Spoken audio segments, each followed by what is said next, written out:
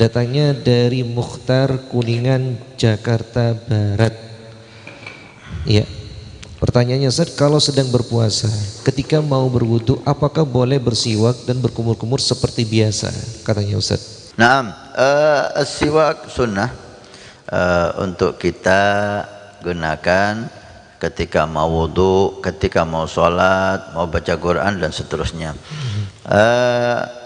Untuk orang yang berpuasa ada khilaf ulama.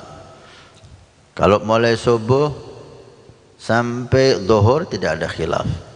Semuanya sepakat sunnah bersiwak, mau sholat, mau wudu. Setelah zuhur sampai maghrib ini ada khilaf. Ada yang mengatakan kalau sudah masuk zuhur udah jangan bersiwak. Ada yang mengatakan lah bersiwakan aja, nggak ada masalah. Yang mengatakan jangan bersiwak setelah zuhur karena dikhawatirkan siwak ini menghilangkan bau mulut. Karena memang salah satu fungsi siwak menghilangkan bau mulut. Dan bau mulutnya orang yang berpuasa itu mempunyai kedudukan tinggi di sisi Allah Subhanahu wa taala. Atyabu indallah min rihil misik. Lebih harum daripada minyak wangi yang sangat harum. Karena hal itu ada karena sebab ibadah. Ada yang mengatakan tidak makruh, tetap sunnah sampai maghrib. Bau mulut bagi orang yang berpuasa itu bukan dari mulut, dari perut yang kosong. Sehingga siwak di siang hari tidak mempengaruhi bau mulut, tetap bau. Karena baunya bukan dari mulut tapi dari perut yang kosong.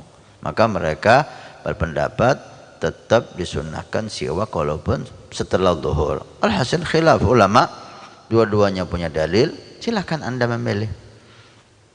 Para salaf kita, para ulama kita, para guru kita bersiwak mulai subuh, zuhur, tetap bersiwak sampai asar. Terakhir mereka siwak sholat asar. Habis sholat asar tidak bersiwak. Tuh, kan sholat maghrib setelah asar Habib. Kalau baca Quran dia nggak bersiwak. Kalau mau belajar ilmu sunnah siwak, tapi dia tidak bersiwak. Akhir siwak sholat asar. Ini guru-guru kita melakukan itu, mengumpulkan dua pendapat ini. Untuk matmadhah, kumur ini beda. Kalau kumur tetap sunnah mulai fajar sampai maghrib, tapi sunnahnya itu min ghairi mubalaghah. Jangan sampai ke tenggorokan, gitu jangan.